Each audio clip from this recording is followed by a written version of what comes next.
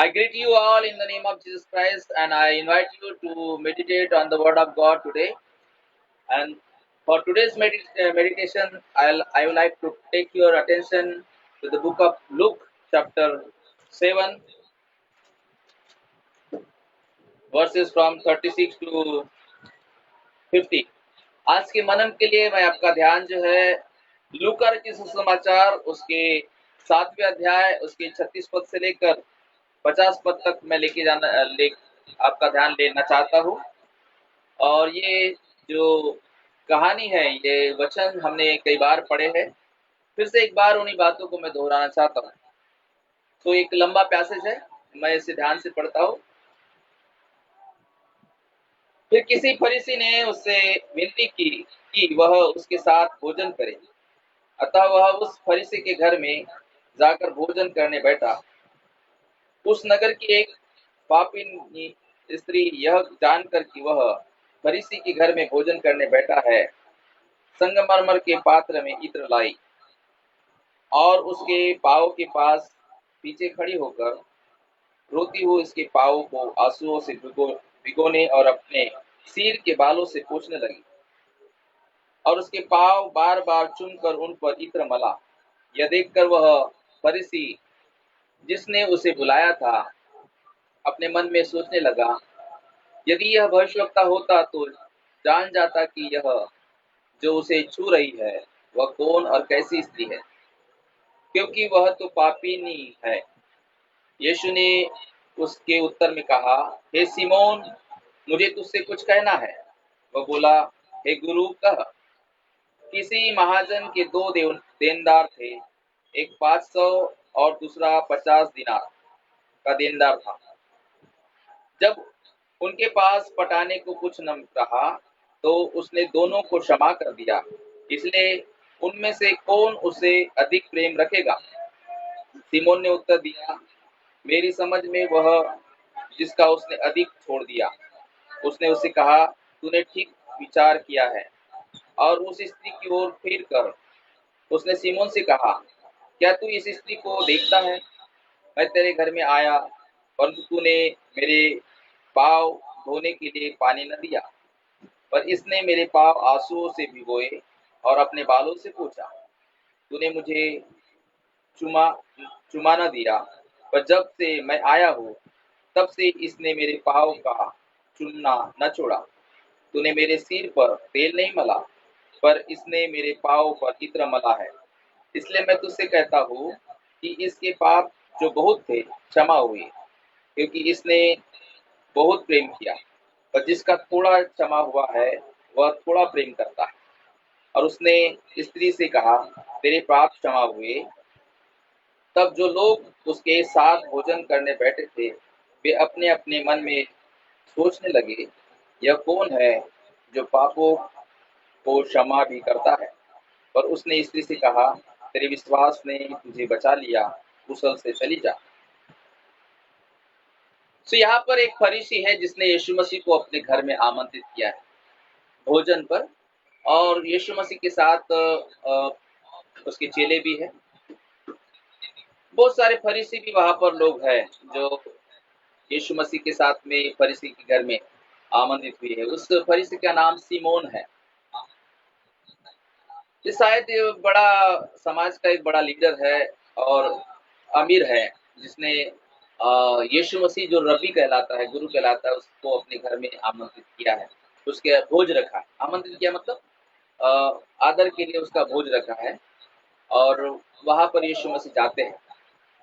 जब ये भोज शुरू होने के पहले वहां पर जब वो यीशु मसीह बैठे होते हैं, उसी नगर की एक पापिनी स्त्री जो है रोती हुई आती है और यीशु के पीछे खड़े होकर वहां पर रोती है। और उसके रोने से वो यीशु मसीह के जो पैर जो होते हैं अ,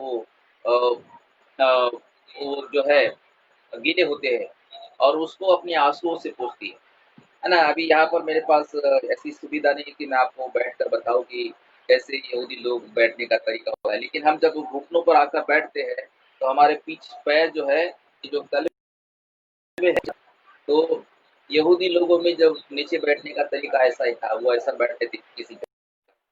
तो जब पैर sorry for disturbance, network problem है।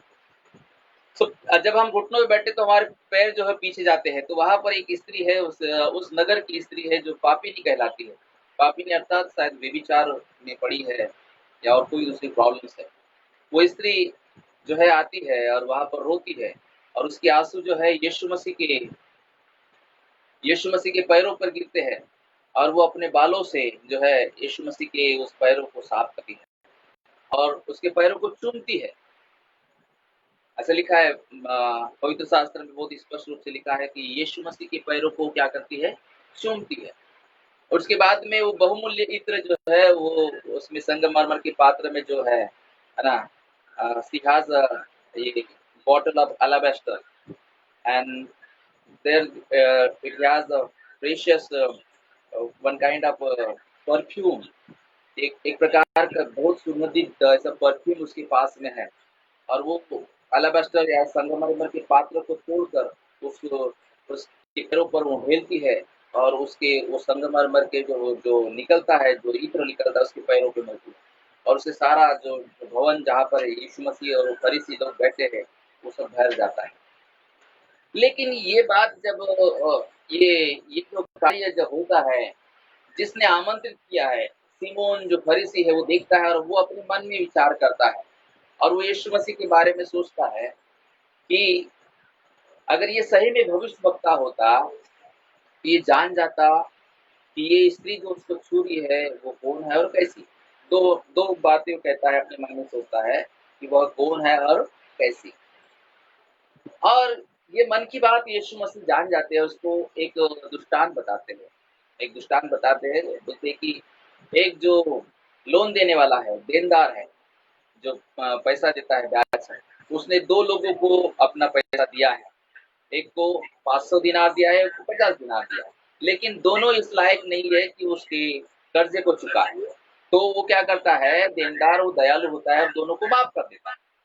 तो प्रश्न ये है, यीशु मसीह सिमोन से प्रश्न पूछता है कि अब इन दोनों में से कौन जो है उस देनदार से ज्यादा अधिक प्रेम करेगा। तो सीधी सी बात है, जिसकी ज्यादा क्षमा किए गए, जिसकी ज्यादा कर्जा माफ किया गया, वो ज्यादा प्रेम करेगा। तो 500 दिनार वाला व्यक्ति ज्यादा प्रेम करेगा, और ये सिमोन से ही आंसर देता है। और यीशु मसीह उसको बताता है कि तूने सही उत्तर दिया। और यीशु मसीह उसको याद दिलाता है कि मैं तेरे घर में आया, तूने मुझे पैर धोने को पानी नहीं दिया।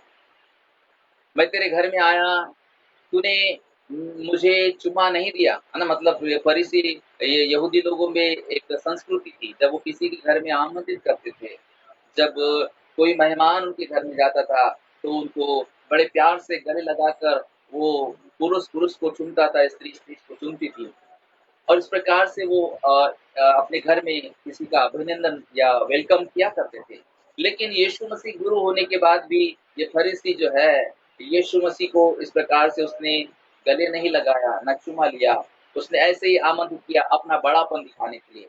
तो ये यहाँ पर जो है, यीशु मसीह उसकी बात आता है कि उन्हें मुझे आमंत्रित तो किया, लेकिन किस प्रकार से किया। और यहाँ पर उनकी और एक संस्कृति है यहूदी लोगों की, जब वो किसी को आमंत्रित करते हैं तो बाहर से कोई आया तो उसको जब पैर धोते हैं तो उसको तेल भी लगाते हैं, उस पर तेल मलते हैं। ये यहूदियों की संस्कृति है जो यहाँ पर हमको दिखाई देती है। अब ये जो घटना है, 2-3 सुसमाचार में हमको मिलती है, यूहन्ना के सुसमाचार में भी हमको मिलती है, लेकिन वो वाली घटना ये घटने से अलग है। वो बेतनिया गांव में लिखा है स्पष्ट रूप से, वहां पर स्त्री का नाम लिखा है मरियम, है ना। वहां पर वो चेले है और वो मरियम भी जो है इस प्रकार से यीशु मसीह का अभिषेक करती है। वहां पर क्या हो रहा है कि वो सिर पर डालती है, यीशु मसीह के सिर पर। यहाँ पर वो सिर पर नहीं डालती है, केवल पैर पर जो है अपना इत्र डालती है। तो दो अलग अलग घटनाएं हैं, है ना। बाइबल के जो ज्ञानी है वो बोलते हैं कि दोनों अलग अलग घटनाएं हैं, और दोनों का जो प्लेस अलग है, और दोनों की जो घटनाएं में जो क्रम है वो अलग अलग। तो आप बाइबल पढ़ते हैं तो आपको ये घटनाएं अलग अलग मिलती है, लेकिन यहाँ पर जो है वो यूहन्ना रचित सुसमाचार में लिखी गई जो घटना है, जो यीशु मसीह का अभिषेक किया जाता है, उससे वो घटना अलग है। तो यहाँ पर ये मैं बताना क्या चाहता हूँ कि एक स्त्री है जो पापीन है, और वो यीशु मसीह के पास में आकर अपना बहुमूल्य इत्र जो है उसके पैरों पर उंगलती है। सबसे पहले तो वो रोती है और उसके आंसुओं से यीशु के पैरों को भिगोती है और उसके बाद जो है वो अपने बालों से उस पैरों को पोंछती है और उसके बाद जो है वो जो है एक बहुमूल्य इत्र निकालती है और उसको तोड़कर यीशु मसीह के पैरों को उंडेलती है और उस पर वो मलती है। तो एक आराधना का एक सच्चा नमूना यहाँ पर पेश करती है।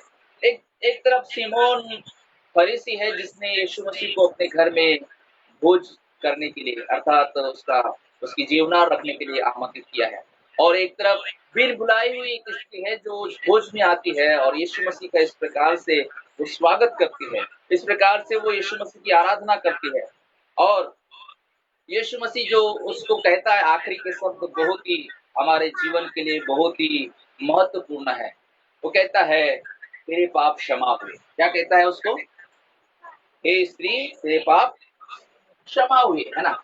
आपको ये वचन जो है ये 39 पद में लिखा, ऐसा लिखा है 48 पद में, उसने स्त्री से कहा तेरे पाप क्षमा हुए। इतना सब कुछ ये स्त्री ने किया। इस स्त्री ने अपने आंसुओं से यीशु मसीह के वो पैरों को भिगोया, अपने बहुमूल्य जो सुंदर बाल थे उसको उसने उस पैरों को पूछा।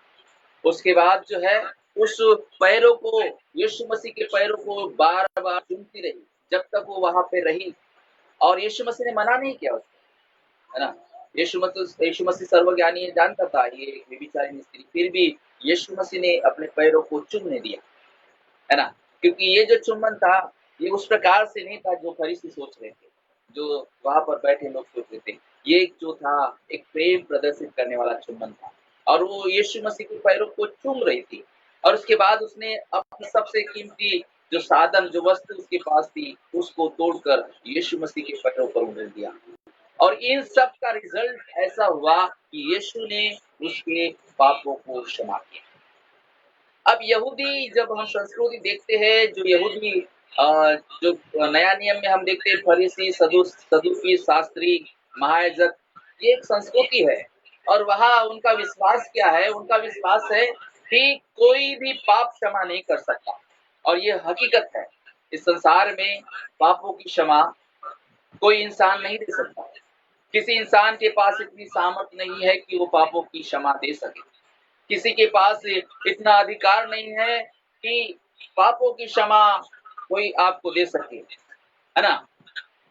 पापों की क्षमा होना बहुत आवश्यक है। जब मैं इसके विषय में पढ़ रहा था तो उसमें लिखा है बिना पाप क्षमा किए कोई भी स्वर्ग राज्य में प्रवेश नहीं करेगा, अर्थात परमेश्वर के सिंहासन में, परमेश्वर के स्वर्ग में कोई भी नहीं जा सकता बिना, अगर उसके पाप क्षमा नहीं हुए। ऐसा कोई भी व्यक्ति, ऐसे कोई भी पुरुष स्त्री परमेश्वर के स्वर्ग में प्रवेश नहीं कर सकती। लेकिन जिनके पाप क्षमा हुए उनको स्वर्ग में जाने से कोई रोक भी नहीं सकता। Praise the Lord. यद्यपि ये फरीसी है, ये समाज का बड़ा लीडर है, माना हुआ व्यक्ति है, उसके घर में बहुत कुछ है, वो धनी है, वो आमंत्रित करता है यीशु मसीह को और यीशु मसीह उसके घर में जाता है, लेकिन बाइबल से बताती है यीशु ने उस पुरुष से नहीं कहा कि तेरे पाप क्षमा हुए, लेकिन जो बिना आमंत्रित की हुई स्त्री आई और जिसने आराधना की, सच्ची आराधना की, पश्चाताप किया। पश्चाताप किस बातों से दिखता है? बिना पश्चाताप, जब हम पश्चाताप करते हैं, अपने गलती पे पछताते हैं तो आंसू निकलते हैं, पछतावा होता है। ये स्त्री जो है, जो शायद उसने पूरी जिंदगी भर पापी, मतलब पूरे समाज में शास्त्र में लिखा है वो पापी स्त्री है। ऐसी है वो पापी, तो डेफिनेटली निश्चित रूप से उसने वे विचार पाप किया होगा, तभी तो वो जानी पहचानी है। सभी यहूदी लोगों को, लीडर्स को मालूम है कि ये पापी स्त्री है, उसने पाप की है और वो अपने पापों पर रिग्रेट हो रही है, वो पछता रही है, वो रो रही है और वो रोने के कारण उसके आंसू निकल रहे हैं। उसके आंसू जो है इतने निकल रहे हैं कि उस यीशु मसीह के पैर भीग रहे हैं, उसके पूरे पैर भीग रहे हैं ना, जो तलवे है पूरे और जो जिस प्रकार से यीशु मसीह शायद ऐसा बैठा है तो उसके पैर पे भीग गए हैं। इतने आंसू, पश्चाताप के आंसू उसके निकल रहे हैं और जो है वो चूम रही है यीशु मसीह के पैरों पे। ये एक सच्ची आराधना बताती है कि उसको उसके जीवन में सबसे जो बहुमूल्य व्यक्ति, सबसे सबसे कीमती और सबसे इम्पोर्टेंट व्यक्ति मिला है, इसलिए वो छोड़ना नहीं चाहती। यीशु मसीह को नहीं छोड़ना चाहती, उसके पैरों को नहीं छोड़ना चाहती है, उसके पैरों को बार-बार चूम रही है और वो अपना सबसे कीमती चीज जो है वो सेक्रीफाइस कर। देखिए क्या-क्या है यहाँ पर? पश्चाताप है। उसके आंसू दिखाते हैं कि वो पछता रही, पछतावा कर, पश्चाताप कर रही है अपने अपराधों, अपने जो गुनाह उसने किए, व्यभिचार किए या कुछ भी किया उस पर वो पछता रही है। वो वो वो मन फिरा रही है उससे और वो इसलिए वो आंसू आंसू नहीं कर रही है, वो रो रही है ना? दूसरी बात हमको क्या दिखता है? एक सच्ची आराधना दिखती है। जब वो पैरों को बार-बार चूम रही है, तो वो डेफिनेट बताती है कि उसके लिए यीशु मसीह सबसे महत्वपूर्ण है। ये बात ये जो एक्ट है, इस प्रकार का बार-बार चुनना, ये बताता है कि उसके जीवन में सबसे महत्वपूर्ण अभी यीशु मसीह है। उसने अपने हृदय में उसको बसा लिया। उसके मन के मंदिर में केवल यीशु बैठा है। तीसरी बात जो है, वो सैक्रिफाइस कर रही। वो शायद उसने जो भी व्यभिचार की कमाई है या जैसे भी अपनी देह बेचकर उसने किया है, लेकिन वो जो है यीशु मसीह के लिए इतना कीमती बहुमूल्य जो ये रीत है, वो बलिदान कर दे पैरों पे। बस बोलिए, प्रभु ये मेरा सब कुछ तेरा है। सैक्रिफाइस, बलिदान कर, है ना? सो पश्चाताप है, आराधना है, बलिदान। पश्चाताप है, आराधना है, बलिदान है। तो आप में से हर एक ने अपने हृदय में यीशु मसीह को आमंत्रित किया है या नहीं किया? किया है। हमारे जीवन में हमने यीशु मसीह को आमंत्रित किया है। हम बोलते हम अपने घर में, हमारे घर में जो है अनसीन गेस्ट जो है, अदृश्य जो मेहमान है वो यीशु मसीह है। हम बोलते हैं हमारे घर का स्वामी यीशु मसीह है ना? हमने कहा है कि यीशु मसीह जो है सारा अधिकार उसका है। हमने आमंत्रित किया है। लेकिन कभी-कभी जो है शायद यीशु की ओर से ये शिकायत आती है, जिसे ये सिमोन के प्रति आई। सिमोन के प्रति क्या शिकायत आई यीशु मसीह को? इस सिमोन फिलिप्पुस से क्या कहा यीशु ने? यीशु ने कहा, तूने मुझे अपने घर में इनवाइट तो किया, लेकिन तूने मेरे पैर धोने के लिए पानी नहीं दिया। तूने मुझे अपने घर में आमंत्रित तो किया, लेकिन तू मुझे गले मिलकर तूने मुझे चूमा नहीं। हमने आमंत्रित तो कर दिया, लेकिन हम सच्ची आराधना उसको नहीं दे रहे हैं। एक सच्ची आराधना जो चढ़ाना चाहिए, उसको चूमना चाहिए, उसके उपस्थिति में बैठना चाहिए। पैरों को पकड़कर बैठने का मतलब क्या है? ये स्त्री उसके उसके उपस्थिति को समझ रही है। वो चाह रही है कि यीशु मसीह अभी सब बातों से ज्यादा महत्वपूर्ण यीशु मसीह के पास, उसके चरणों के पास बैठकर उसकी पैरों को चूमना है। तो ये जो है, ये इसने तो बुला लिया, लेकिन वो दूर है, वो दूर बैठा है, अपने कुर्सी पे बैठा है, यीशु मसीह को एक जगह बैठा दिया है। कभी-कभी हमने भी ऐसा ही किया है। हमने यीशु मसीह पर विश्वास किया, हमने उसको अपने जीवन में आमंत्रित किया, लेकिन जो आराधना अभी उसको देनी चाहिए, जो उसको महत्व देना चाहिए, जो उसकी महिमा अभी होना चाहिए, अब हमारे जीवन से नहीं होती। अब हम उसकी उपस्थिति में नहीं बैठे हैं। हम जो है अपने कार्य में, अपने बिजनेस में बहुत व्यस्त है। हम अपने ख्यालों में खोए हुए हैं और जो हमें उत्तम बात अपने प्रभु को देना चाहिए, उसके चरणों के पास बैठकर उसकी आराधना करना चाहिए, उसकी बातों को सुनना चाहिए, अब हमसे नहीं होता है और इसलिए यीशु मसीह शिकायत कर रहा है। यीशु मसीह शिकायत कर रहा है कि तूने अपने जीवन में मुझे आमंत्रित तो किया है, तूने अपने घर में मुझे इनवाइट तो किया है, लेकिन तूने जो मेरा आदर करना चाहिए, जो मेरा रिस्पेक्ट तूने करना चाहिए, जो मुझे महिमा देना चाहिए था, तूने मुझे वो नहीं दिया है। प्रियो, आज ऐसे बहुत सारे लोग, विश्वासी लोग हैं, जिनके जीवन में चमत्कार हुए हैं, जिन्होंने यीशु मसीह को स्वीकार किया है।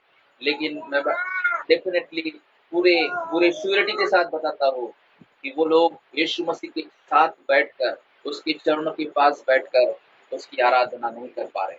कोई बात उनको रोक रही, उनका अहम, उनका घमंड, जैसे इस इस सिमोन फरीसी के जीवन में उसका अपना घमंड था, उसका अपने धर्म का घमंड था।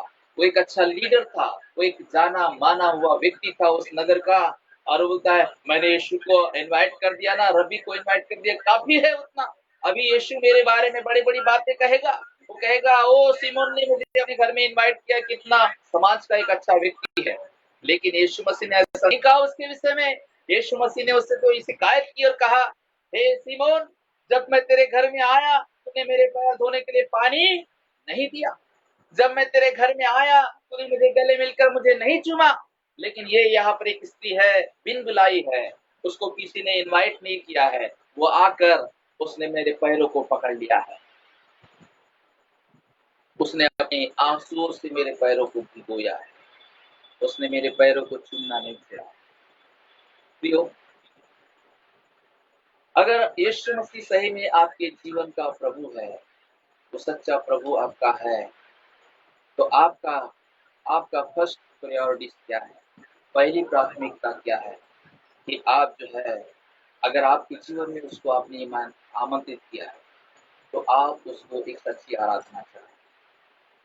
आपकी आराधना, आपकी महिमा, आपका आदर देना यीशु को हो।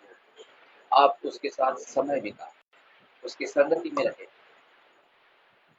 दूसरी बात जो है, यहाँ पर स्त्री क्या कर रही है? सेक्रीफाइस करना, बलिदान करना।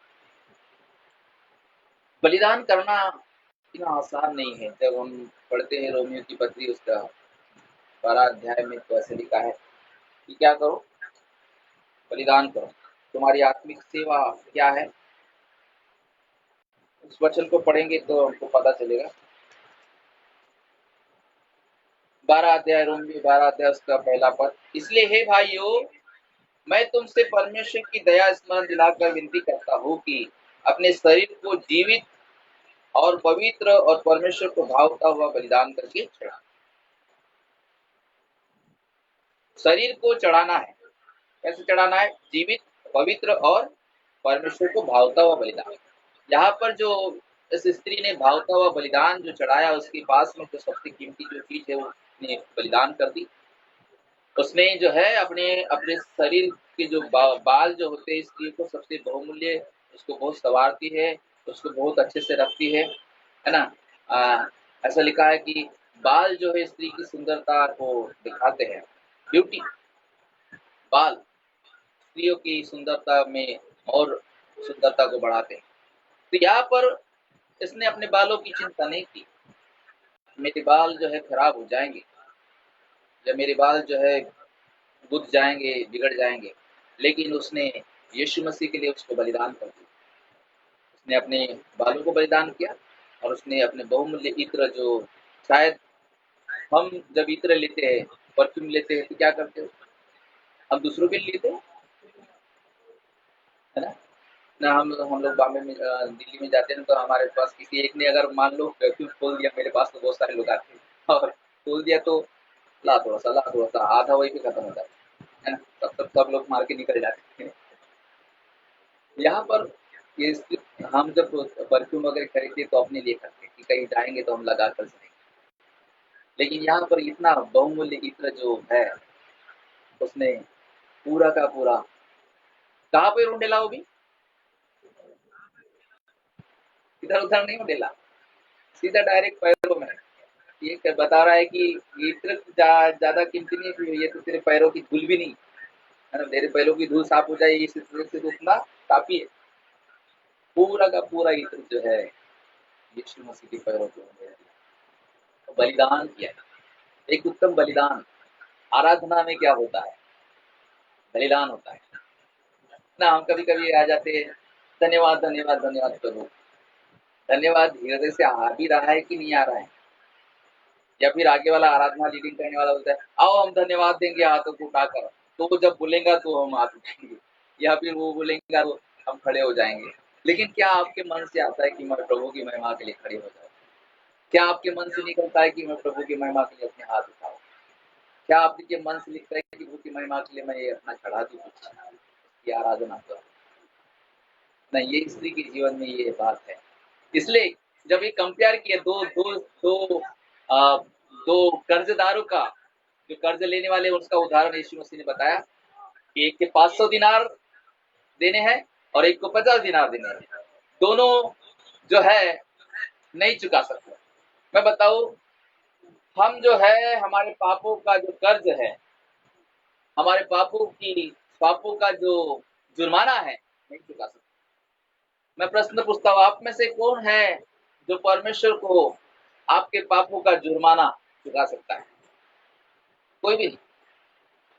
आपके पापों के लिए आप अगर मर भी जाए ना, जैसे यीशु मसीह सूली पर मर गया, तो भी आपके पापों का जुर्माना आप नहीं चुका पाएंगे, क्षमा नहीं होंगे। और पाप, आपके पापों का जुर्माना यीशु मसीह ने चुकाया है, वो यीशु मसीह का लहू है, उसने चुका दिया।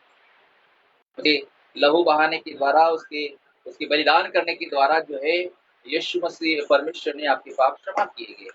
आप और मैं करते क्या है? हमारे पापों की क्षमा के लिए सिर्फ हम स्वीकार करते हैं, अंगीकार करते, पश्चाताप करते हैं। जैसे स्त्री ने पश्चाताप किया, अपने पापों का पश्चाताप करते हैं और हम मान लेते हैं कि हम पापी हैं और हम प्रभु से क्षमा मांगते हैं।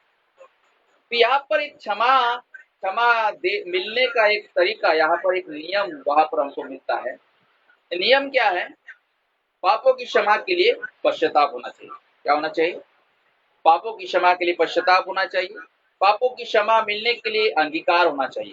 जैसा लिखा है, यदि कोई है ना, पहला यूहन्ना 1:9 में लिखा कि यदि हम अपने पापों को मान ले और स्वीकार करें तो वो पापों को क्षमा करने में धर्मी और विश्वास योग्य है। तो ये हमारे पापों को क्षमा करने का तरीका है। और इसके बाद में क्या है? पापों को क्षमा, हमारे जीवन से पाप क्षमा होना चाहिए तो और क्या करना चाहिए? विश्वास करना चाहिए। बाइबल से बताती है विश्वास जो है मन से करते हैं ना। यदि रोमियो की पत्री उसका 10 अध्याय उसके 9 में लिखा है, यदि कोई मुंह से अंगीकार करे और मन से विश्वास करे तो उसका उद्धार हो जाएगा। तो पापों की क्षमा के लिए ये सारी बातें, और ये भी लिखा है जब तक हम दूसरों के पाप क्षमा नहीं करते, हमारे पाप क्षमा नहीं की जाएंगे न। प्रभु की प्रार्थना में हम ये प्रार्थना करते हैं, जैसे हमने अपने अपराधियों को क्षमा किया है वैसे ही तू हमारे अपराधों को क्या कर, क्षमा। तो 4 बातें हैं: पश्चाताप, अंगीकार, विश्वास और दूसरों को क्षमा करना। तब हमारे पापों की क्या मिलती है? हमको क्षमा मिलती है। आप पैसे देकर या कोई मंदिर बनाकर या कोई धर्म के काम करके, भलाई के काम करके पापों की क्षमा आपको नहीं मिलेगी, है ना। तो बलिदान चढ़ाकर भी पापों की क्षमा नहीं मिलेगी। पुराने नियम में था बलिदान चढ़ा, पापों की क्षमा के लिए क्या किया जाता था? यहूदी लोगों में बलिदान चढ़ाया जाता था, है ना। पशुओं का बलि किया जाता था और वो लहू जो है महायाजक वो महापवित्र स्थान में ले जाकर छिड़कता था। उनके पाप जो है 1 साल के लिए ढांपे जाते थे, लेकिन पाप क्षमा नहीं होते। यहाँ पर स्त्री के पाप क्षमा कैसे हो गए? मेरा क्वेश्चन ये है ना। यहूदी लोग इस बात को मानते थे कि कोई पाप क्षमा नहीं कर सकता इस संसार में, केवल पाप क्षमा करने का अधिकार किसका है? परमेश्वर का है ना। यही बात, जो यही क्वेश्चन है उन्होंने लूका सुसमाचार उसके 5 अध्याय उसके 21 पद में भी पूछा है। आप जब उसको पढ़ते हैं लूका सुसमाचार 5 अध्याय उसके 21 पद में, तो वहां पर भी जब एक लकवे के मारे के रोगी को लेके आते हैं, तो जब यीशु मसीह बोलता है तेरे पाप क्षमा हुए, तो लोगों को प्रॉब्लम होती है, यहूदी लोगों को प्रॉब्लम होती है। प्रॉब्लम क्यों होती है उनको? क्योंकि उनका विश्वास क्या है कि कोई मनुष्य पाप क्षमा नहीं कर सकता। तो यहाँ पर यीशु मसीह को वो मनुष्य समझ रहे हैं।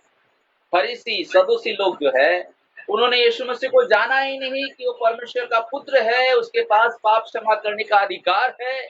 वो ये नहीं समझ पाए, इसलिए वो यीशु मसीह को ऐसा क्वेश्चन करते हैं, है ना। जब आप लूका उसके 5 उसके 21 में पढ़ते हैं, तब शास्त्री और फरीसी बात करने लगे, यह कौन है जो परमेश्वर की निंदा करता है? परमेश्वर को छोड़ और कौन पापों की क्षमा कर सकता है ना। उनके पास प्रश्न है। जब यीशु मसीह ने कहा उस लकवे के मारे के रोगी को कि तेरे पाप क्षमा हुए, तो यहूदी लोग आपस में वाद विवाद करने लगे कि ये कौन है जो परमेश्वर की निंदा करता है। मतलब यीशु मसीह किसी के पापों की क्षमा कर रहा है और वो बता रहा है, तो उनके लिए किस निंदा है? इस निंदा यहूदी कानून है कि परमेश्वर की निंदा उन्होंने की है, क्योंकि वो मानते हैं कि परमेश्वर ही जो है पापों की क्षमा करता है। लेकिन मैं प्रियो, वे लोग जो है यीशु मसीह को नहीं जानते थे कि वो परमेश्वर का पुत्र है, वो मसीह है। लेकिन आप और मैं तो जानते हैं। क्या आप जानते हैं कि यीशु मसीह परमेश्वर का पुत्र मसीहा है, उद्धार करता है, उसको पाप क्षमा करने का अधिकार है, उसको हर एक इंसान से पाप क्षमा करने का अधिकार है, आपके मेरे पाप क्षमा करने का अधिकार है। अगर आपने यीशु मसीह को अपने हृदय में इनवाइट किया है, आपके पाप क्षमा होना है।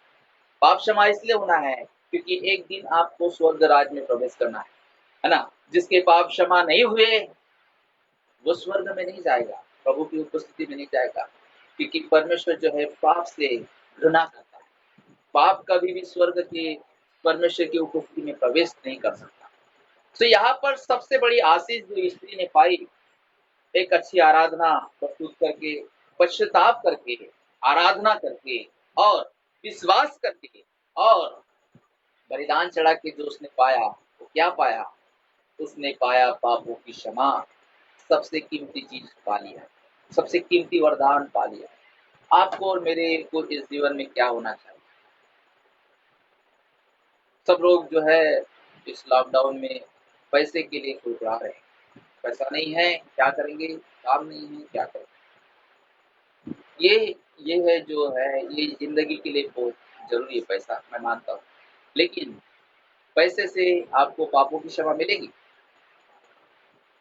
आपके पास ज्यादा पैसा है, ये सिमोन फरीसी के पास में पैसा था ना, पूरे गांव वाले को इनवाइट किया, उसने अपने घर में आमंत्रित किया, भोज रखा, पैसा है, एक एक पद है उसके पास, और लोगों के नजरिया में बड़ा धर्मी व्यक्ति है वो। लेकिन यीशु की नजर से देखो तो बड़ा कंगाल नजर आता है। वो इतना कंगाल है कि यीशु उसके घर में भी आया, फिर भी उसको पापों की क्षमा। यीशु उनके घर में बैठा है, यीशु सिमोन के सामने बैठा है, लेकिन उसको उद्धार नहीं मिला।